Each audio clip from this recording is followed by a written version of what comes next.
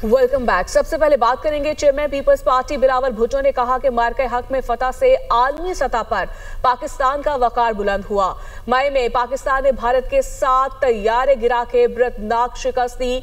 पाकिस्तान के खिलाफ जाहिरियत और शिकस्त के बाद मोदी मुंह छुपा रहा है। बुज़दिल डरपोक मोदी अब किसी आलमी फोरम पर नहीं जाता। बानी पीटीआई के दौर में हमारे वोट चोरी किए गए। आजाद कश्मीर में साजिश के तहत पीपल्स पार्टी के मैंडेट पर डाका मारा गया। हमारा मैंडेट छीनकर कठपुतली को वज़ीर आज़म बनाया गया। माजी के फैसलों की वजह से आज़ाद कश्मीर में सियासी खला पैदा हुआ। वफाकी हुकूमत से आज़ाद कश्मीर के अवाम को उनके हुकूक दिलाएंगे। फैसल मुमताज़ राठौर अवाम की खिदमत के लिए आए हैं। कश्मीर के लोगों के मसाइल का हल ज़रूर निकालेंगे। पाकिस्तान के भारत को मई के महीने में जो इबरतनाक शिकस्त दिलवाया गया, जंग के मैदान में 7 उनके जहाज गिराए थे पाकिस्तान ने, उनको एक मिलिट्री ढांचे पे इबरतनाक शिकस्त दिलवाए थे। इस जंग के बाद पाकिस्तान का जो स्टैंडिंग है आलमी दुनिया में वो आपके सामने है।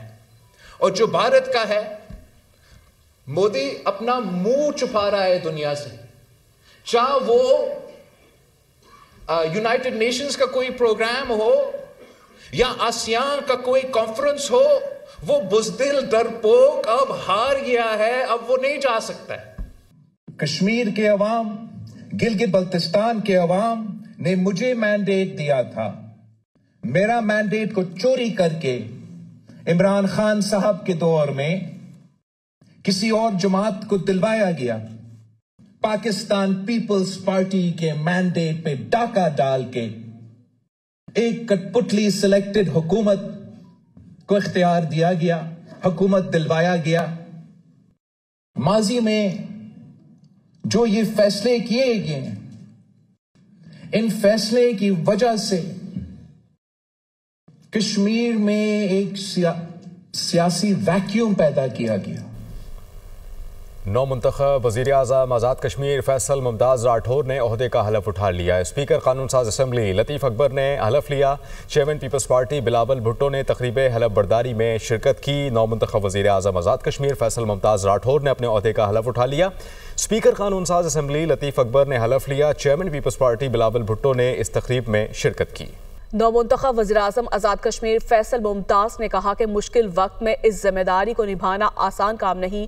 अल्लाह किसी पर उतना ही बोझ डालता है जिसको उठाने की ताकत हो। शहीद बीबी ने मेरे वालिद मरहूम मुमताज़ राठौर को 1990 में वज़ारत उज़्मा का मनसब सौंपा। आज 2025 में पार्टी क़यादत ने मुझ पर एतमाद करते हुए इस मैदान में उतारा। हमारी पार्टी का मौक़िफ़ कश्मीर के हर मामले में मजबूत मौक़िफ़ रहा। जनाब चेयरमैन, आज चूंकि जब ये हुकूमत बनाई जा रही है, चूंकि पाकिस्तान पीपल्स पार्टी का कश्मीर के साथ एक बड़ा गहरा रिश्ता है, जिसके बारे में शहीद जुल्फ़िकार अली भुट्टो से लेकर मोहतरमा शहीद बीबी तक हमेशा कश्मीर के किसी मामले में, कश्मीर के किसी मसले में हमारी जमात का मौक़िफ़ सबसे बेहतरीन और भरपूर रहा है। और मैं ये समझता हूँ कि मैं अपनी जमात का शुक्रिया अदा करूँगा कि उन्होंने मुझे इस काबिल समझा। मैं आज इख्तिसार के साथ ही बात करके थोड़ा सा तारीख़ के जायज़े में भी जाना चाहूँगा। चूँकि शहीद जुल्फ़िकार अली भुट्टो ने 1975 में मेरे वालिद मरहूम मुमताज़ हुसैन राठौर साहब को उस वक़्त सीनियर वज़ारत दी। उसके बाद शहीद बीबी ने 1999 में एक छोटी बरादरी पीपल्स पार्टी के अंदर होने के बावजूद उनको रियासत के वज़ारत उज़्मा का मनसब सौंपा 1990। और आज 2025 में पार्टी की क़यादत ने मुझ पर एतमाद करते हुए मुझे इस मैदान में उतारा। ये बताने का मकसद सिर्फ यही है कि ये एतमाद का रिश्ता आधी सदी पर मुहीद है और इंशाअल्लाह ये कायम व दायम रहेगा। Chairman Peoples Party Bilawal Bhutto से गवर्नर पंजाब सरदार सलीम हैदर की मुलाकात। पंजाब की सियासी सूरत हाल पर तफसीली तबादला ख्याल किया। गवर्नर पंजाब ने बिलावल भुट्टो को पीपल्स पार्टी पंजाब की सियासी सरगर्मियों पर आगाह किया। पाकिस्तान पीपल्स पार्टी अपने कारकुनान को कभी तनहा नहीं छोड़ेगी। मुलाकात में ये गुफ्तगू हुई। बिलावल भुट्टो ने गवर्नर पंजाब की आवाम के लिए खिदमात को सराहा। गवर्नर पंजाब सरदार सलीम हैदर ने कहा, बिलावल भुट्टो नौजवान लीडर हैं और पाकिस्तान की आवाम बिलावल भुट्टो को वजीर आज़म देखना चाहते हैं। पीपल्स पार्टी पंजाब में अपना खोया हुआ मकाम दोबारा हासिल करने में कामयाब हो रही है। दूसरी जानिब आपको बताएंगे, डिप्टी प्राइम मिनिस्टर सहाक डार ने मॉस्को में शंघाई ताउन तंजीम इजलास से खिताब में कहा कि SCO ने खत्ते में मुआशी खुशहाली की बुनियाद रखी।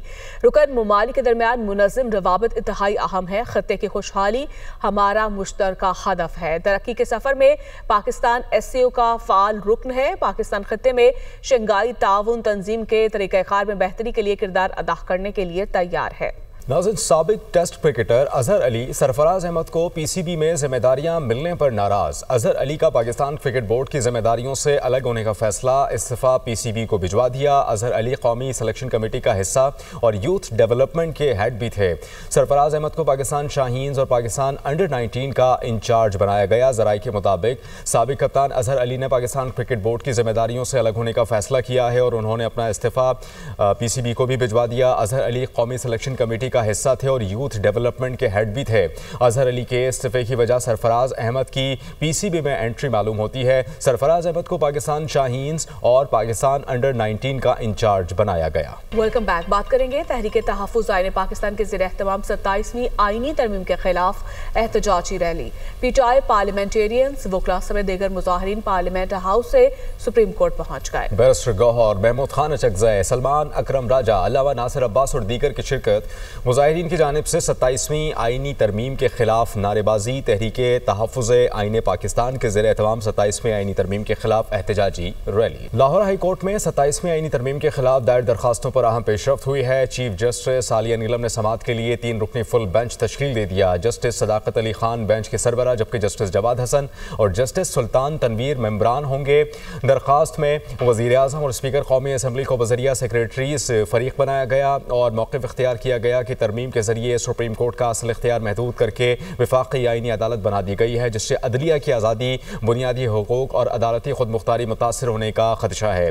दरख्वास्त गुजारों ने यह भी कहा कि सूबों की मुशावरत और मुख्तलिफ तबक़ात की राय के लिए बगैर तरमीम ने आईनी ढांचे को नुकसान पहुँचाया। अदालत से इस्तदा की गई है कि तरमीम को कलदम करार दिया जाए और हतमी फैसले तक इस पर अमल दरामद रोका जाए। 27वीं आईनी तरमीम के बाद सुप्रीम जुडिशल काउंसिल और जुडिशल कमीशन की तश्कील नौ।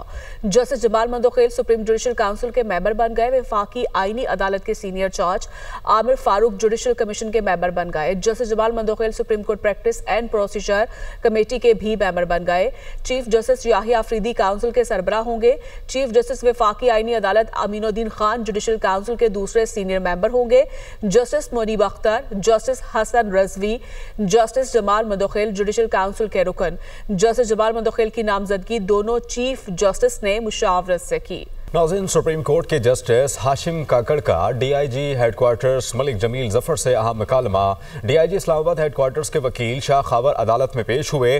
कहा कि फैसलाबाद की एक ट्रायल कोर्ट में फौजदारी मुकदमा ज़ेर समाअत था। गवाहान को पेश करने का हुक्म दिया गया। मेरे मौक्किल इस वक्त SP थे, उनके खिलाफ ट्रायल कोर्ट ने ऑर्डर में ऑब्जर्वेशन दी। जस्टिस इश्तियाक इब्राहिम ने रिमार्क्स दिए कि सिर्फ लोगों को जेल में डालना नहीं होता, अदालतों में गवाहान भी पेश करने होते हैं। जस्टिस हाशिम काकड़ ने रिमार्क्स दिए कि शाह खावर साहब, ये आपके साथ पुलिस वाला खड़ा है, क्या यही DIG है? शाह खावर ने कहा कि जी माय लॉर्ड, यही हैं। जस्टिस हाशिम काकड़ ने रिमार्क्स दिए, ये देखें, ये यहाँ खड़ा हमें डरा रहा है। अरे भाई, हमारे पास तो वैसे भी अब खोने के लिए कुछ नहीं बचा। हाई कोर्ट का फैसला कलदम करार दिया जाता है, हाई कोर्ट की अपील बहाल की जाती है।